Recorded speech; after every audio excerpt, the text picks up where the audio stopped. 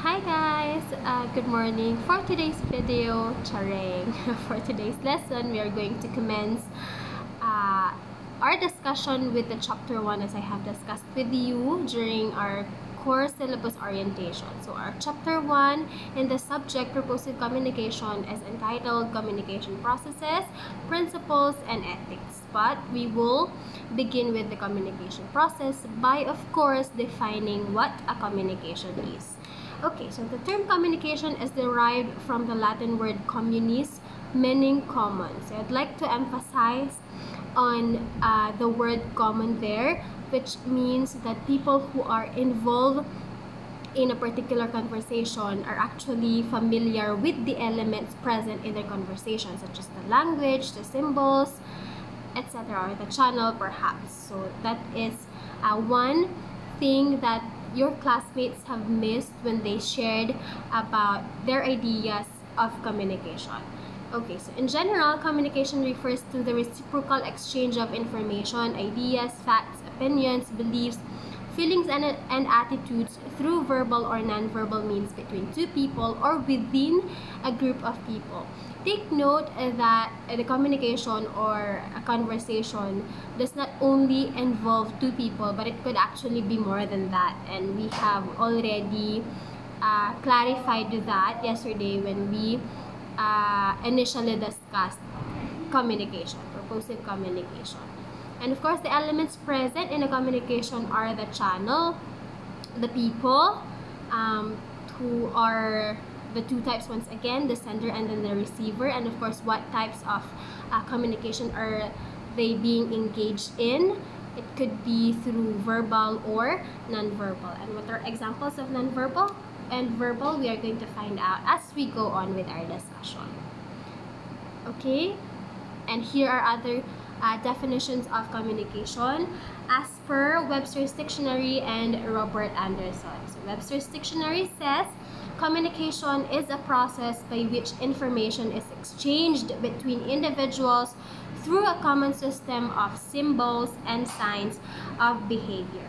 Well, it is true, class, that I've told you yesterday that you cannot not communicate, which implies that even if the person you are talking to does not respond to you, then you may still get an answer in that communication, or you may still get an interpretation in that communication. It could mean that he or she is not interested, or he or she is not feeling well, or he or she does not have the capacity to talk or to speak. So there could be a lot of interpretation, and that is already a communication when you are getting interpretation from your partner or from the people involved in that communication. But in the Webster's Dictionary, it emphasized on the common system of symbols and signs of behavior, which means that people who are involved in a conversation should be familiar, or should all be familiar with this particular system of symbols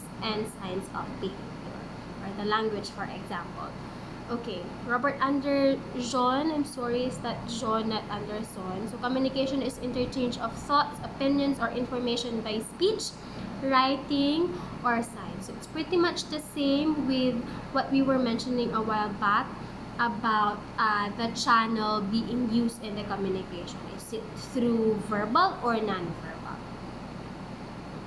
Okay, so there are lots actually.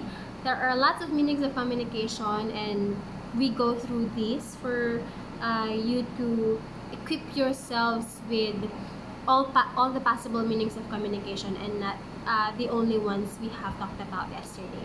So communication as a process through which individuals mutually exchange their ideas, values, thoughts, feelings, and actions with one or more people. So if it is a process, then we may imply that there is a system, right? Okay, so the transfer of information from the sender to the receiver so that it is understood in the right context. The process of initiating, transmitting, and receiving information, the means of making the transfer of information productive and goal-oriented.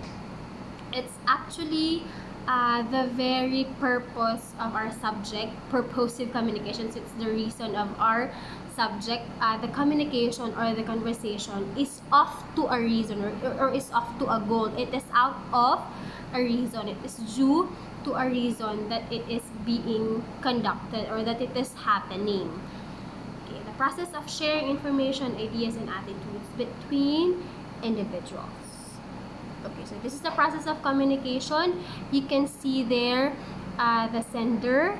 We also have the message channels and the receiver. So if you would try to notice the sender there, above the sender is what we call the referent, and above the receiver is what we call the referent.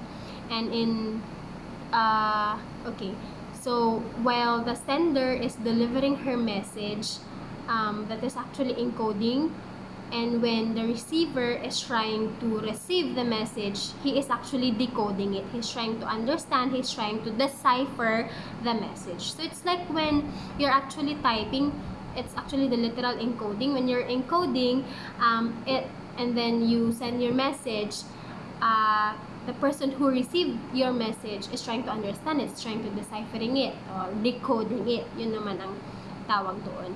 And then after that, there should be a feedback, could be a feedback, and these are what we call the interpretations or the answers, okay, present in the communication. So what could possibly affect the process of communication? We have there the environment, yes, and what could possibly affect the feedback? Again, it could be the environment. For example, the sender is delivering her message, and the environment has a physical noise disturbance, and so the message is being affected. Instead of the receiver decoding the message as it is, the receiver may receive an otherwise message because of the noise. Okay, so let's go through it. Through studying the meanings of each of the element. So we go with the referent first. Again, the referent is who? We have the receiver. A referent motivates the sender or receiver to share information, message, object, sound, sights, time, schedule, ideas, perceptions, sensation, emotion, order, etc. that may initiate communication. For example, a nurse citing a patient with difficulty in breathing may serve as a referent to the nurse promoting her to initiate communication with the patient. So referent can also be called the trigger why a person began the communication. Just like the example there, the nurse saw the patient who is having difficulty in her breathing, and then that is the reason why the nurse approached her and started the communication. So that is what we call the referent. It is the trigger, or it is the reason why the communication started. Okay, sender. A sender is a person who encodes and sends the message to the expected receiver through an appropriate channel. Okay, a sender is the source of the message that is generated to be delivered to the receiver after appropriate stimulus from the referent. Okay, so again, the referent may also be called stimulus or trigger, or the reason behind why the communication started. Okay, message. The message is the content of communication and may contain verbal, non-verbal, or symbolic language.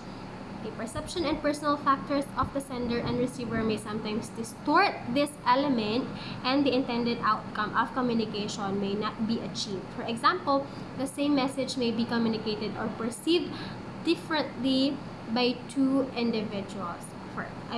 This actually involves the term we call suprasegmental. You may not be familiar with it, but I will try to explain it. So, suprasegmental is actually a linguistic term which will alter the meaning of the message depending on how it was delivered. So for example, I am a friend and I tell her, "You look so good, I like your dress." and that would mean that she's really pretty and her dress is beautiful, or the color of her dress is something that the sender of the message prefers. But if I say, okay, looks so good, that's so pretty, so the way you said it, it's not like you are very sure. Rather, you are just saying it perhaps to not for your friend to feel bad. O, diba? Parang binobola mo lang siya, pero sa totoo hindi ka naman talaga nagagandahan. So the same, the content of the message is the same, but how the sender delivers it can actually alter or change the meaning.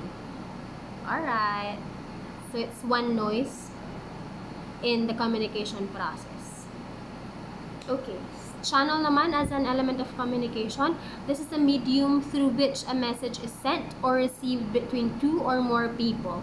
Several channels can be used to send or receive the message. For instance, or like seeing, hearing, touching, smelling, and tasting. While selecting channels of communication, several factors must be considered: availability of the channel, purpose, suitability, types of receivers, types of message, preference of sender and receivers, communication skills of the sender, cost, etc. So classification of channels of communication, we have visual channels such as the facial expression, body language, posture, gestures, pictures, and written words, electronic mails, mass media, etc. Okay, let's take the electronic mail as an example to explain what is said here. It says here that several factors must be considered when we are selecting channel. So, ang pinili natin kanina yung electronic mail. Pero ang receiver ng message na yon ay someone who belongs to the 70s or 60s. So, matanda na si Lola. Sa tingin mo ba, mare-receive niya yung message mo? Alam niya kayang i-navigate yung phone ng apo niya o ng anak niya? Or may sarili kaya siyang phone? Or may email kaya siya at the very first place? So, yun yung mga kinukonsider natin. The channel should be appropriate with both the sender and the receiver. So, more particularly of the receiver kasi sa kanya naman intended yung message na yun. Okay. Next, auditory channel, spoken words, sounds, telephone or mobile communications, delivering audio content, radio, voicemail, etc. Are you going to explain to a person who doesn't have the capacity to hear or someone who is deaf? Are you going to use the radio in explaining something to a person who is deaf? Syempre hindi, diba? So we have to use an appropriate channel fit to our receiver. Tactile channel naman, touch sensations, therapeutic touch, etc. Okay, so when two people are in a relationship and they are holding hands, that would actually give us a message that they love one another. But when okay, I know that we are all mature here, so I hope my example does not bother you. But when an old man touches pedophile touches a lady, for example, parang it gives us a different message na parang it's very inappropriate of that old man to touch this young lady na hindi naman niya apo, hindi naman niya kamag-anak. Why is he touching her? Okay, things like that. So, combined channel, audiovisual media, consoling a person with touch, and spoken words. Ayan. Kapag you're trying to comfort your friend kasi bumagsak siya, nakakuha siya ng tres kay Ma'am Angelica, yan. So, yan, tatapikin mo yung back niya. That's fine. Grades are just numbers. They do not define you. Charing. Okay, so, I was like, combine, and then with spoken words, ayan, kasi while touching her, you're also uttering some comforting words. So, kaya siya tinawag na combine. Audio-visual media, combine siya, combination of, obviously, audio and then visual. So, ano ba example ng audio-visual? Yung mga video clips natin. The receiver is actually able to view images or moving pictures out of the video clip, and she is also able to listen to to the audio. Okay, so that's a combination of two channels. Okay, tactile channels, very easy, diba? Yung sa touch, kasi tinawag na tactile, auditory sa pandinig lang, and then visual channel when I give you this facial expression, what would you think of me? Or if I give you this gesture, yung example ko sa inyo kahapon, I'm placing my two arms sa aking waist, mga ganon, mga gestures natin, mga body language natin, posture natin, could actually give the receiver a message or an interpretation. Okay, another element of communication is the receiver. He or she is an individual or a group of individuals intended to receive, decode, and interpret the message sent by sender or the source of message. Receiver is also known as decoder. It is expected to have the ability and skills to receive, decode, and interpret the message. And me doing this lecture, I am the sender, and you listening to my lecture, you are the receiver, and I am expecting for you to actually receive, decode, interpret, analyze, and evaluate the message you are getting from me. Again, conversation is exchange of information, and we're actually exchanging information, and this is actually even possible and better kapag ka face-to-face. Pero how can you actually exchange information with me? Through the comment section. Okay, next. Feedback. It is a return message sent by the receiver to the sender. Okay, it is most essential element of the communication process as it shows that the receiver has understood the primary message sent by the sender, and the communication process is now considered complete. A successful communication must be a two-way process where the sender sends the message and receives feedback from the receiver. These feedback could be verbal and non-verbal. Ayun. So it says here that feedback is actually the most essential, the most important element of communication, because it is through this element that we can probably or possibly determine if the communication was a success or a failure. But again, I would like to emphasize that you cannot not communicate. Ibig sabihin, hindi posible or hindi ka pwedeng hindi maka-communicate sa isang tao. Kahit hindi nagre-respond yan, yung hindi niya pag-respond is actually already a response. I hope you are getting me. Sabi niya dito, this feedback could be verbal and non-verbal. Kapag ka nag-frown si receiver, so hindi siya nagsalita, hindi siya nagsabi ng kasagutan sa yung tanong, for example, pero nag-frown siya, you already got a message. Nag-frown siya, ibig sabihin, he disagrees with what you are saying. For example, I'm a mom. Sasabihan ko si Kiel ng, you finish your module, and then he did not answer me, but he turned his back and then he said, like that. It would mean that he does not want to finish his module. Okay, next.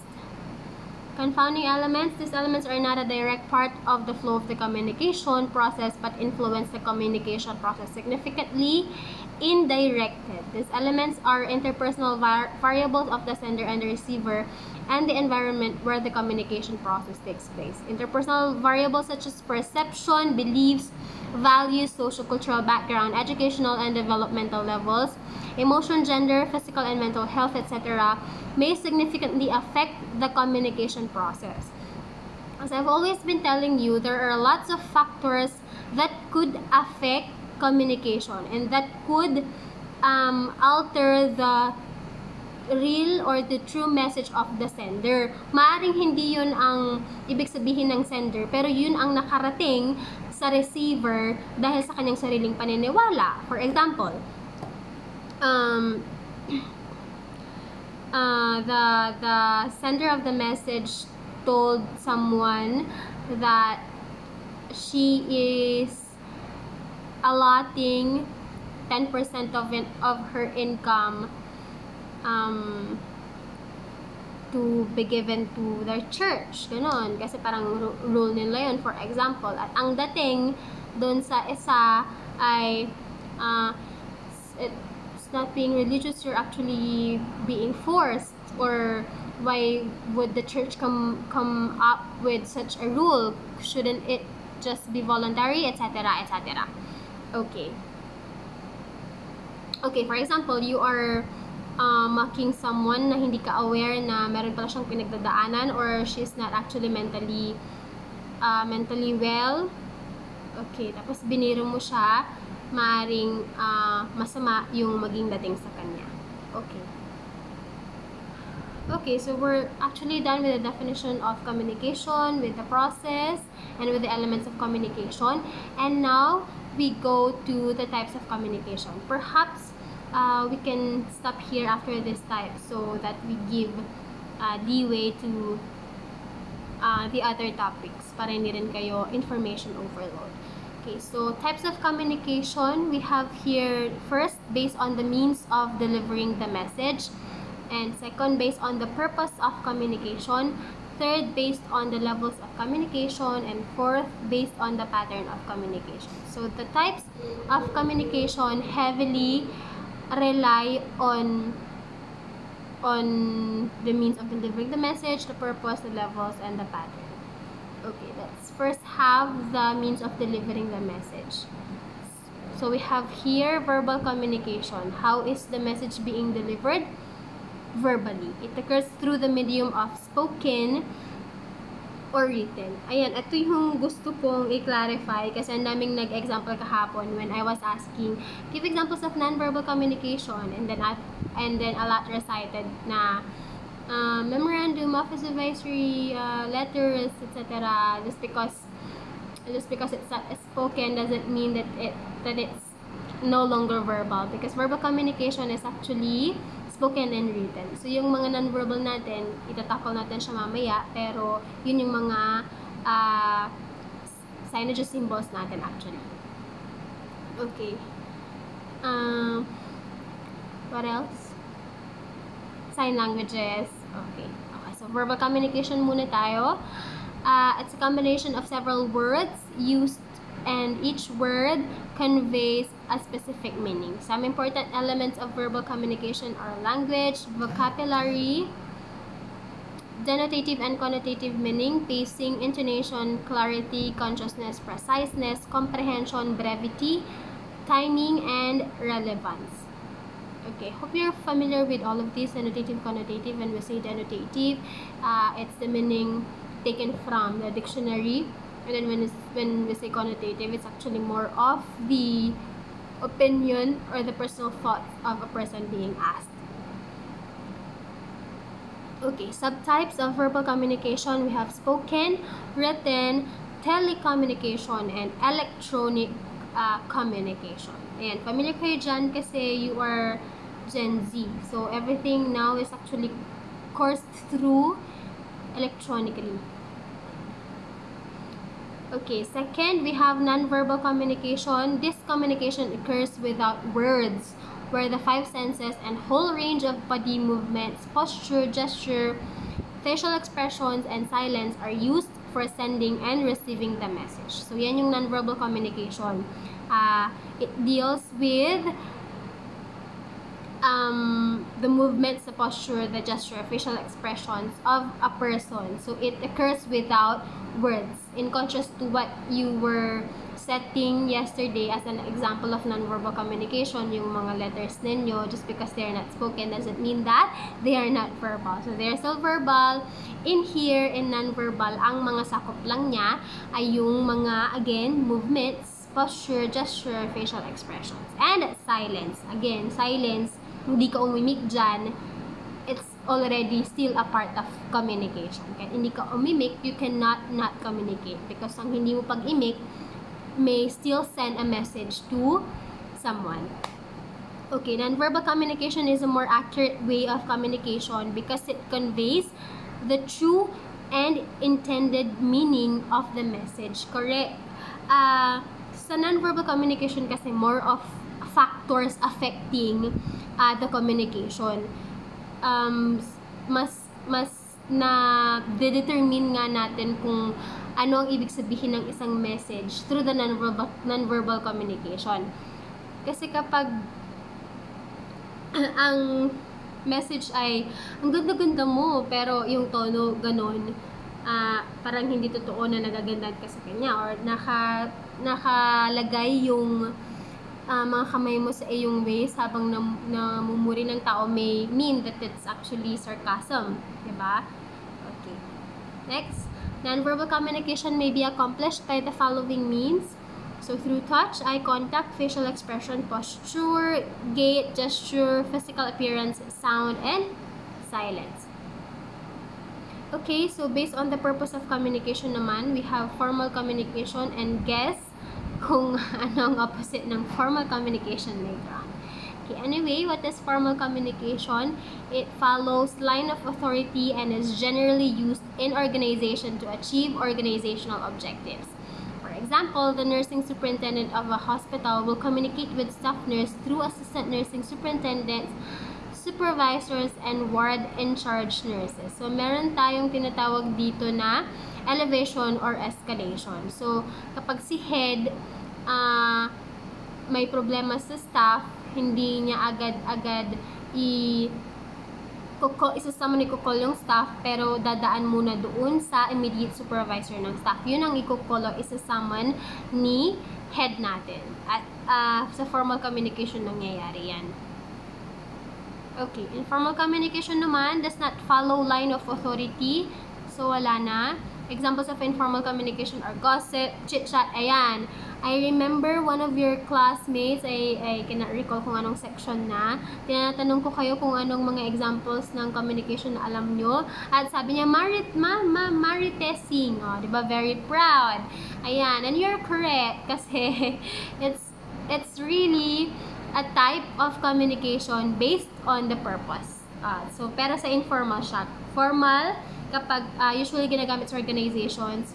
Here in PSU, it's a formal organization. It's an educational institution. At nangyayari ang iba't ibang communication kung saan elevation or escalation of authority is being applied. Okay. Ayan, informal communication tayo, gossip, chit-chat, kitty parties. It is very fast and usually takes place in social groups like friends, family, peer groups, etc. Okay, so therapeutic communication naman takes place between the healthcare personnel and the patient with the purpose of modifying the patient behavior. This is accomplished with repeated interaction using certain essential attributes such as trust, empathy, tenderness, concern, and non-judgmental attitude. And best example for therapeutic communication is when a person suffering from let's say anxiety, depression, or simply stress, seeking help from a guidance counselor. Ayun.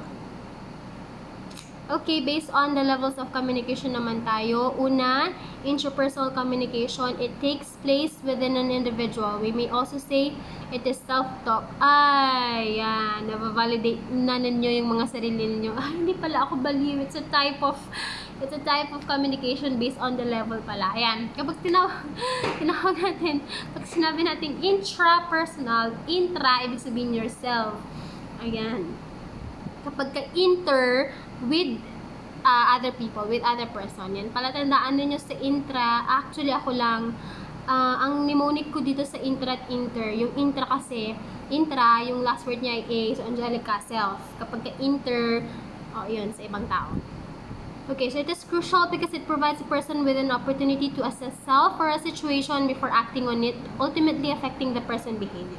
Ito na yung example ko sa inyo. Introduction pa lang tayo kahapon, pero ang dami na nating na-touch. Pero at least in here, we're actually specifying everything na.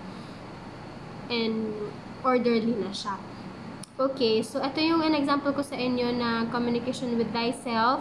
When you're actually trying to come up with a very good decision that you would not regret. So kinakusap mo sarili mo, ina-assess mo ang mga bagay-bagay, you're not seeking help from others, pero ina-evaluate mo lang yung sarili mo mismo and your experiences perhaps before you come up with a decision. Interpersonal communication yun.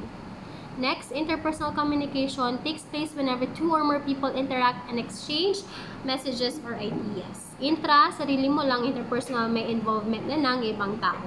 This is also one of the most common forms of communication in our daily lives. Interpersonal communication may further categories into assertive, non-assertive, and aggressive communication. Hopefully, maiwas-iwasan na mag-engage into aggressive communication na arguing, perhaps if it's for healthy competition, let's say debate, or you're exchanging ideas na differing ideas, ayan, differing opinions or differing stance over a societal matter or over a current event, etc. It's always nice naman to banter with someone.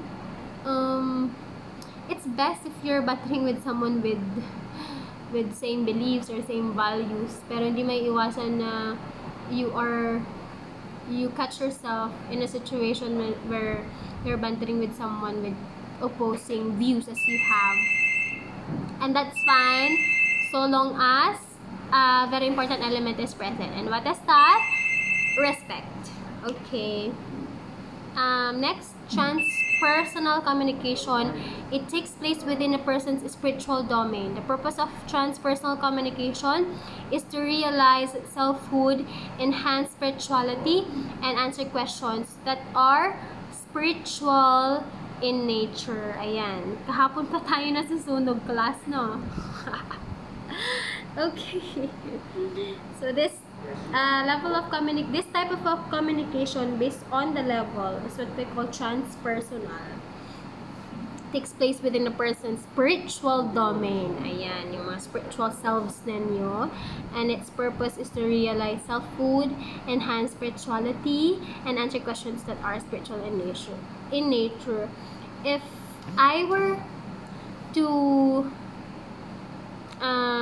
dig deep on this or analyze this on a high level, parang ilalagay ko na lang siya under interpersonal, sarili pa rin naman, diba? Subcategory, for example. But anyways, it's separated. It's called transpersonal communication. You are perhaps dealing with not yourself per se, but with your spirit. Ganon. Okay, and the last one, small group communication. An example of a small group communication is when nerds interact with two or more individuals face-to-face or use a medium like a conference call. Okay. Patient care conferences, staff meetings, and reports are good examples of small group communication. O yung mga Bible group ninyo, when someone acts as a leader sharing the gospel, you form a circle listening to that leader, that's actually a small group communication. Okay, meron pa, public communication. It's generally defined as a large group of people. Communication with such a large group of people is known as public communication. It requires essential skills to influence people at large and media material to reach member of the public clearly and loudly. What's the best example for public communication? Yung SONA ng ating Pangulo, diba? State of the Nation Address, that's a public communication. Your audience is a large group of people, and the speaker or the sender of the message should have the essential skills to influence people or to place them in your confidence that the Philippines is still okay, it's not dying, etc. Okay, organizational communication. It takes place when individuals and groups within an organization communicate with each other to achieve established organizational goals. Ayan, when officials, for example, in an institution gather in a meeting to talk about something for the benefit of the students, yan. It's organizational communication. Okay, so last na ito, based on the pattern of communication, one-way communication kapag it takes place when messages are delivered to the audience from the communicator only without constant feedback. A common example of one-way communication is lecture delivered in a classroom. Might be true, pero I encourage two-way communication kapag ka-lecture, diba? Kapag nag-lecture ako sa inyo, especially if it's face-to-face, I always ask your opinions, your ideas, and if you know something factual, if you know some information that I do not, I encourage you to stand and speak it and share it with the class. So that's actually two-way communication. Ayan, two-way naman kapag both the communicator and audience take part in the process. The audience may raise questions and add information, ideas, and opinions on the subject. Kapag ka-constant yung feedback na nakukuha from both parties, sender and receiver, yan, parang batuhan lang sila, two-way communication yun. Siguro kaya in example yung lecture dito kasi sa klase, stage on the stage kasi yun ang dati, yun ang nakasanayan ninyong convention, yun yung tradition, na kapag teacher ka, ikaw yung madaldal, pero sa klase natin, hindi, diba? It happens now because I'm recording video lecture. Pero gusto ko pa rin ng conversation or make this engaging through the comment section. Pero sa face-to-face natin, I always ask you to recite once in a while, hindi lang isang beses sa buong session or buong oras. Pero sa 2-hour na session, every other minute, you are speaking din, hindi lang ako. Okay, one-to-one communication. Communication between one sender and one recipient at one time is termed as one-to-one communication. Example, a nurse providing information to a patient is an example of one-to-one communication. Ayan. Kasi wala gaanong conversation, pero it's like providing information lang from one person to another. Next, one-to-many communication, where one person communicates with many people at the same time. It is termed as one-to-many communication. Example, a nurse providing health education to a community is an example of one-to-many communication. Ayan. Pwede rin naman yung mga inspirational or motivational speakers natin, providing motivational speeches to a certain group of people or group of crowd. Ayan. Crowd of people. One-to-many communication. And many-to-one communication takes place when several people communicate with one person at the same time. A panel of experts taking an interview is an example of many-to-one communication. So when you're applying for a job, you expect a panel of experts sitting in front of you, ayan, throwing you questions. Ayan, tas mag-isa mo lang. Ayan, so baliktad naman sa many-to-one communication, ang sender marami, tapos ang receiver, iisa lang. Okay. Pero they could actually exchange roles while in the communication process. So the panel could actually be the receiver kapag nag-answer na kapag nag-start na mag-answer na yung applicant. Okay. Okay, so we end there. Let's talk about facilitators of communication on the next video lecture na. I hope you learned a thing or two. Have a good day and please take this seriously. I will probably not be repeating this discussion kapag face-to-face, pero what will happen ay recitation na and performance task and quiz. So wait for further instruction about that. Have a good day.